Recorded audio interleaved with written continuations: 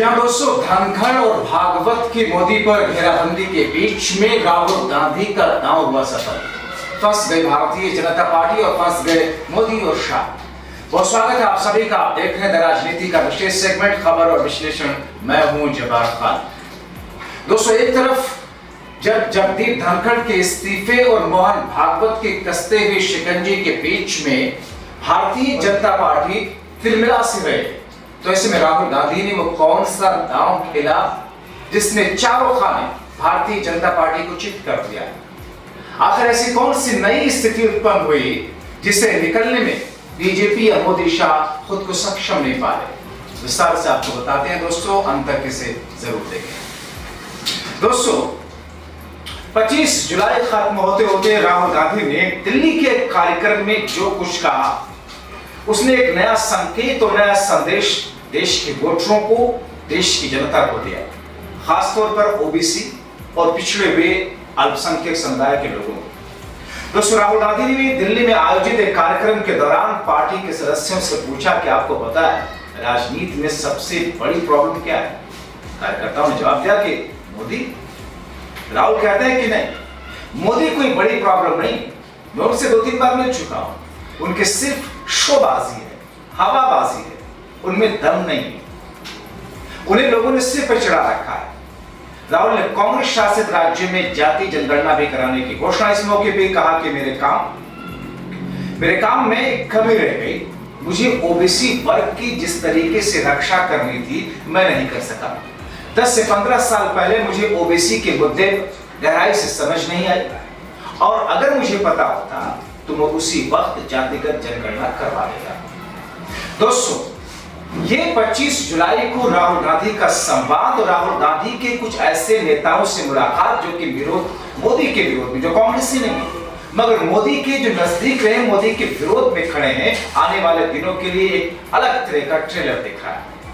तो ऐसे में सवाल ये कि क्या अगर 75 वर्ष पर भागवत मोदी को हटाने में नाकाम रहे और मोदी ही सत्ता में रहे, तो फिर क्या कांग्रेस और राहुल गांधी मोदी के सामने, मोदी के हिंदुत्व के सामने राहुल गांधी एक नया नैरेटिव खड़ा करने में कामयाब हो जाएंगे। 2014 से बीजेपी की सबसे बड़ी ताकत उसका मूल संगठन आरएसएस, उसकी विचारधारा, उस विचारधारा से जुड़े कार्यकर्ता जिनका सपना एक दिन हिंदू राष्ट्र बनेगा देश। 2014 के बाद हिंदुत्व के साथ को बल भी मिला था। 14 से 19 तक राहुल बीजेपी को दूसरी पार्टियों की तरह आंक रहे थे, लेकिन हार ने उनकी आंखें खोली कि मोदी की जगह आरएसएस की विचारधारा से उन्हें लड़ना होगा, और इसलिए उन्होंने बीजेपी के चुनावी हिंदुत्व पर न सिर्फ हमले करने होंगे बल्कि भारत जैसे लोकतांत्रिक देश में एक नई विचारधारा खड़ी करनी होगी। भारत जोड़ो यात्रा इस स्वीकारता की एक पहली झलक थी। इसके बाद में कर्नाटका विधानसभा चुनाव से जाति जनगणना की आक्रामक मांग इसके अगली कड़ी थी, और इसके बाद अब की बार 400 पार के नारे ने तीसरे कोण को भी जोड़ दिया। राहुल ने भारत जोड़ो यात्रा के माध्यम से यह साफ कर दिया कि बीजेपी का हिंदुत्व विभाजनकारी, अल्पसंख्यक विरोधी, दलित पिछड़ा विरोधी है, और इसका सामना मंदिर मंदिर जाकर के नहीं किया जा सकता। लोगों के बीच जाकर के यह बताना होगा कि यह देश धर्मनिरपेक्ष है, सेकुलर है, जहां पर सबको अपने अपने धर्म पर चलने की पूरी आजादी है और सरकार किसी भी धर्म का पक्ष नहीं ले सकती है। जो कि मौजूदा वक्त में 14 और 17 के बाद से आपने देखा कैसे संवैधानिक पद पर बैठ करके उसकी गरिमा को योगी जैसे लोग गिरा रहे हैं। दोस्तों, जहां किसी धर्म की प्रधानता नहीं हो सकती देश में, हिंदू मुस्लिम सिख ईसाई सभी के साथ साथ रहने के साथ साथ सरकार को भी सरकार को एजेंसियों को समान व्यवहार करना होगा। किसी भी धर्म के खिलाफ नफरत फैलाना न तो संवैधानिक तौर पर नैतिक है और न ही देश हित में। दोस्तों, मोदी की कामयाबी दरअसल बहुत सारे लोग मानते हैं कि इस बात में कि उन्होंने हिंदुत्व की ताकत और ऊर्जा पर आंख बंद करके भरोसा कर रखा, और उसके बाद में उनका जो अपना खेल है, वाजपेयी और अडवाणी के बावजूद वो हिंदुत्व और चुनावी हिंदुत्व पर मजबूती से चलते थे। 3 बार गुजरात का चुनाव जीता, केंद्र में उनका यही फॉर्मूला काम आया। मोदी ने सामाजिक न्याय की लड़ाई का हिंदुत्वीकरण करने की कोशिश की और काफी हद तक कामयाब भी हुई, लेकिन वो कभी कभी भी मुलायम, लालू, मायावती की तरह सामाजिक न्याय को अपना जीवन दर्शन बना नहीं सकते, क्योंकि उनकी प्राण वायु हिंदुत्व है और वो भी चुनावी हिंदुत्व। इसके लिए मंडल की राजनीति किक पर टॉपिंग की तरह है। ये बात 2024 आते आते साफ तौर पर और उजागर हुई कि घबराई हुई बीजेपी और घबराए हुए मोदी ने राहुल की जाति जनगणना को देश के लिए घातक बताना शुरू किया। ये वही मोदी है जिन्होंने ऑपरेशन सिंदूर से पहले जाति जनगणना कराने की बात कह रहा है, क्योंकि जाति जनगणना आरएसएस के हिंदू जनता प्रोजेक्ट के खिलाफ है। उधर राहुल ये समझ चुके थे कि सामाजिक न्याय की लड़ाई दरअसल हिंदू समाज के 84% से जुड़ी है, और अगर कांग्रेस पार्टी ओबीसी और दलित तबके को अपनी तरफ आकर्षित करने में कामयाब हो जाए तो न केवल वो बीजेपी को पटखनी दे सकती है, लेकिन एक मजबूत सामाजिक आधार के साथ केंद्र की सत्ता में मजबूती से आ सकती है। दोस्तों आपके जहन में अभी भी 2024 के चुनाव वाले मोदी का नारा अब की बार 400 पार गूंज रहा होगा। यही नारा मोदी की बड़ी गलती बन गया। बीजेपी के कुछ नेताओं ने संविधान बदलाव की बात करके राहुल को नया हथियार दे दिया और नई विचारधारा के गठन में एक नया अध्याय जुड़ गया, क्योंकि राहुल अखिलेश का संविधान बचाओ का नारा सिर्फ संविधान बचाने के लिए नहीं था, बल्कि ये नारा दलितों की पहचान और अस्मिता से जुड़ गया।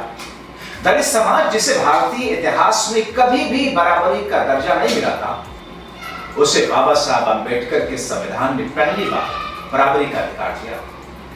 संविधान के जरिए भारतीय समाज में एक मूक क्रांति हुई, दलित चेतना में विस्फोट हुआ। मोदी को 400 पार वाले नारे और बीजेपी नेताओं के 400 सीट पाने पर संविधान बदलने वाले बयान ने दलितों के विश्वास को हिलाया।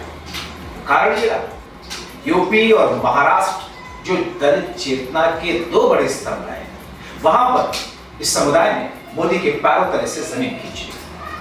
राहुल का संविधान की कॉपी को लेकर रैलियों में मोदी संघ को घेरना, संविधान बचाओ का वचन देना दलितों, पिछड़ों, अल्पसंख्यकों के दिलों को छू गया। मगर दोस्तों यहां आपको यह भी बताते चले कि राहुल जिस वैचारिक इमारत को खड़ा करने की कोशिश कर रहे हैं, उसके 3 महत्वपूर्ण भाग सामाजिक आधार है। पहला, भारत जोड़ो से निकला धर्मनिरपेक्षता यानी कि सेक्युलरिज्म। दूसरा, जाति जनगणना से सामाजिक न्याय। और तीसरा, संविधान बचाओ से दलित चेतना। और दोस्तों राहुल के लिए अच्छी बात यह है कि इन 3 चेताओं के पीछे मजबूती से खड़ा हिंदुस्तान का अल्पसंख्यक ओबीसी होता है। ये कुल मिलाकर के होते हैं देश की आबादी के 80% से 85%। लेकिन इस लड़ाई में अखिलेश यादव की समाजवादी पार्टी और तेजस्वी यादव की आरजेडी बराबरी की साझेदार है। ऐसे में महज इत्तेफाक नहीं है कि लोकसभा चुनाव के बाद भी राहुल और कांग्रेस अंबेडकरवादियों के बीच में जा रहे हैं और उनके साथ संविधान बचाने के मुद्दे पर वार्ता कर रहे हैं। बीजेपी को इस बात का एहसास है कि जाति जनगणना जैसे मुद्दों को लंबे समय तक नजरअंदाज नहीं किया जा सकता। इसीलिए विचारधारा से समझौता करते हुए मोदी सरकार ने जाति जनगणना कराने को हामी भरी। जानते हैं कि राहुल को भले ही कितना भी बदनाम करा लो, लेकिन जाति जनगणना का जो सवाल लगातार वो उठा रहे हैं, बीजेपी को अंततः नुकसान पहुंचाएगा। मगर दोस्तों इसका मतलब ये नहीं कि कांग्रेस अचानक फर्श से उठ करके अर्श पर पहुंच जाएगी। राहुल ने एक शुरुआत कर दी, मजबूत बुनियाद तैयार कर दी, मगर इमारत बनने में फासला भी है। दलित, पिछड़ों और अल्पसंख्यकों को जोड़ने के लिए राहुल की असाधारण मेहनत इस समय बीजेपी को परेशान कर रही है। अब ऐसी स्थिति में एक बार फिर से बिहार विधानसभा चुनाव से पहले जिस अंदाज में राहुल गांधी ने ओबीसी के मुद्दे को उठाया, जिस तरीके से जाति जनगणना की बात कही, जिस तरीके से आरक्षण के उस कैप को हटा करके और ज्यादा बढ़ाने की विस्तार देने की बात कही, वो कहीं न कहीं भारतीय जनता पार्टी के लिए एक मुश्किल भरी स्थिति पैदा करता है, क्योंकि मोदी ने ठीक वैसे ही किया है जैसे महिला आरक्षण बिल पर कानून को लेकर के, उसकी इंप्लीमेंटेशन को लेकर के 2 साल, 5 साल, 10 साल या कभी नहीं वाली स्थिति उन्होंने बना दी है। ठीक वैसे जाति जनगणना के ऐलान के साथ में मोदी ने एक असमंजस आगे छोड़ दिया कि कब होगा, 27 में होगा, 26 में होगा, 28 में होगा, 30 में होगा, या फिर वो कभी नहीं करना चाहते। महज एक सांकेतिक मैसेज दिया गया है। अब ऐसी स्थिति में आप सोचिए, मोदी चौतरफा गिरे, पहलगाम, पुलवामा पर गिरते गिरते में बड़ी चालाकी से वोट ले लिया 2019 का, अभी तक गिरे, जांच में कुछ नहीं आया। पहलगाम कोई जांच नहीं हुई, कोई जिम्मेदारी नहीं। ऑपरेशन सिंदूर चलाया सेना ने, रुकवा दिया बीच में, क्यों रुकवाया आज तक कोई जवाब नहीं। डोनाल्ड ट्रंप की बातों को लेकर के अब तक कोई स्पष्टीकरण नहीं। वक्फ कानून पर पूरे देश में 60% लोग गलत बता रहे हैं सरकार को, जिसका खामियाजा नीतीश को शायद भुगतना भी पड़े इस बात। और ऐसे न जाने कितने ऐसे मुद्दे हैं जिनको लेकर के मोदी सरकार बैकफुट है। धनखड़ के इस्तीफा और संघ के जरिए चौतरफा शिकंजा कसने की भागवत की रणनीति हो जाए। इस बीच में मोदी चाहकर भी कोई ऐसा स्टेप नहीं ले सकते जो उनके लिए लाभदायक हो, इन सब चीजों से निकल सके। और इसी बीच में जाति जनगणना की एक बार फिर से बात छेड़ करके बिहार विधानसभा चुनाव के नजरिए से, देश के नजरिए से राहुल गांधी ने एक ऐसा मास्टर स्ट्रोक चला, ओबीसी की स्थिति को, जमीनी स्थिति को उजागर करके जिस अंदाज में इस मोदी की असमंजस वाली स्थिति में जो स्टेप लिया, माना यह जा रहा है कि आगे भारतीय जनता पार्टी की मुश्किल है। आप क्या सोचते हैं? अपनी राय कमेंट बॉक्स में जरूर लिखें। अभी के लिए इतना ही।